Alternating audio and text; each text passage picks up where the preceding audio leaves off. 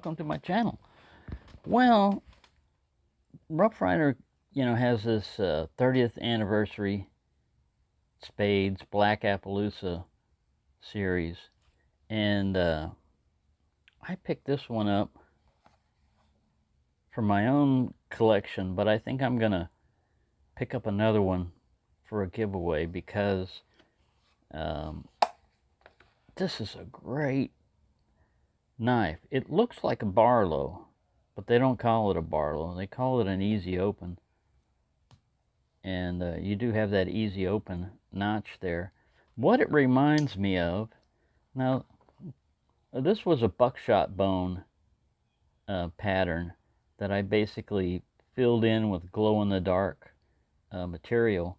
But they came out with this one, and they ran out of them and never made them again. This is the RR2487. I mean, it's not really a Barlow because it's got this end right here, but it's just a great all-around size knife, and when they came out with this one, they came out with it in cinnamon, stag bone, and Damascus also. It was about 30 bucks. Currently, Rough Ryder's out of those, but they had these, and yeah, man, it's just a nice big fat blade. I'm not so enamored with the two nail nicks. I think they could have left that one off if they want to do that. Because I don't use the nail nick especially if I got an easy open. Now this does help with traction, gripping it, so it's not as slick and as it would be if there wasn't a nail nick. You've got about a 2.5 inch cutting edge and almost a 3-inch blade if you go all the way to the back. So it should be legal in most places. It's got a half stop. This one needs some oil. I haven't cleaned it up. Fairly well centered. Really nice job on this. Sometimes I get carried away with the black splotches on this. I think it's good to have it, like this, where it's kind of dark and progressive. This one almost got carried away, but that's still all right. Some of these, this is not bad, basically, for the Appaloosa pattern. I've seen worse. I've seen worse pattern, and it's kind of a hit and miss on this, as far as your dye coloration.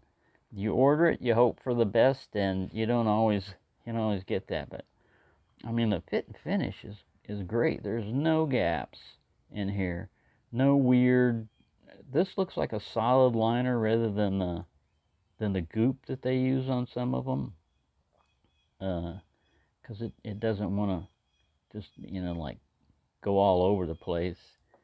And let's get a weight on it, because they're not always accurate or even list the weight anymore.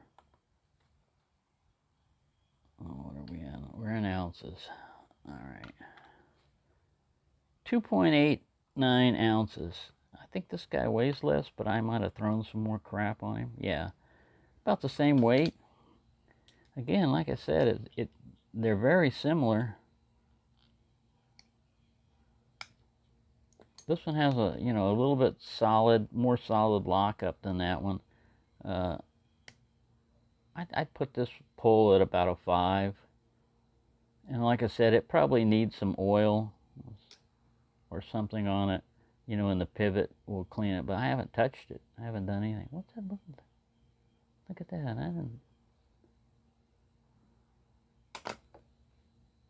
What is that down there? You see that?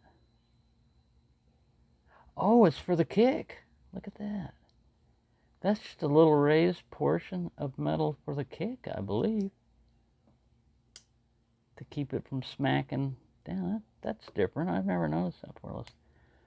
Let's zoom in a little. You see that? It was machined into the back spring, it looks like, which is good, because if you're going to get blade wrap or blade knock, it's usually going to be from smacking into that little raised portion right there. And by putting that little extra piece in there, you give, you know, more surface area. Although it usually contacts down here on that end, I think this is like a double reinforcement, you know, to keep it from going down too far. Because right here would be where we would have, you'd have a ding, you know, a little half moon or something on some of these if you let it go without. And you know, a lot of people, they say, well, you know, on luxury knives and everything else, I never do this to it.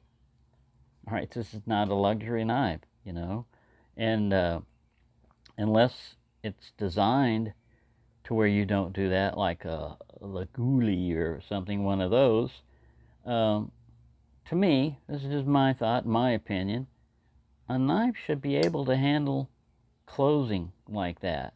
If it isn't, then it wasn't built properly. If you get blade wrapped, either this thing was raised up too high, or they took too much off the kick. And then you've got the issue of, yeah, you can build the kick up a little bit, but look what happens. As soon as you raise this kick up just a little bit, you're going to start snagging your finger. If you get too far, you're going to start cutting yourself. So you don't have a lot of wiggle room to fix this. All right, let's go to grammages since we're still in modes here. All right, this is grams. 82 grams. And this guy is...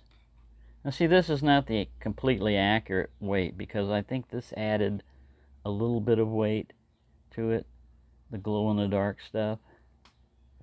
Originally what I was going to do on that buckshot bone was just put it in the places where it was black, you know, still have that pattern, but I got carried away with my mixture and I wound up coating the whole thing.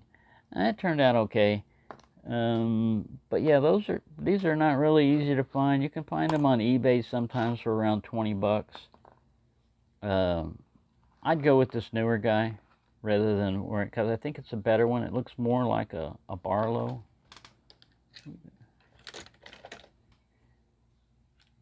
Here's a Barlow.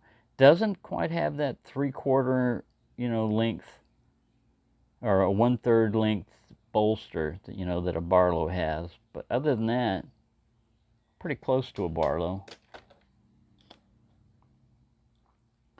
So yeah, this is a pretty good knife here. The RR2486. My finger, you know, when I'm holding it, just lobs right into that easy open spot to give you a little bit more security, I guess. And I like the fat blade on it, the spear point and all that. It's just a pretty good knife. So yeah, I wouldn't pass this one up because sometimes the very good ones, just once they stop making them, they didn't make a big production run or something, and you don't see them again. Sometimes for years, sometimes never. You know, there are Rough Ryder patterns out there that if you happen to pick them up and you like them, and you say, wow, why didn't they keep on with this? Who knows? Who knows what the reasoning was behind that? To me, it would seem like if you've got a popular design and it's going for more than what it was when it was originally priced, that you could do another production run of them and have pretty much a guaranteed sale of people gobbling them up. But I don't know. I don't know what goes on in the minds of marketing and everything, knife marketing, but there you go. Just give you that little heads up on that one. The Rough Ryder Spades Black Appaloosa. I think this one's just called the Easy Open. RR2486.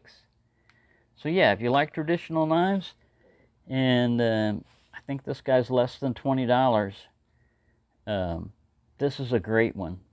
I mean, it's so good that usually on the Spade series, I'll get one and review it, and if I like it, I'll order one for myself after I give one away. But in this case, when I saw this one, I was like, no. We'll order another one. But this one's staying with me. Anyways, thanks for watching, and have a nice day.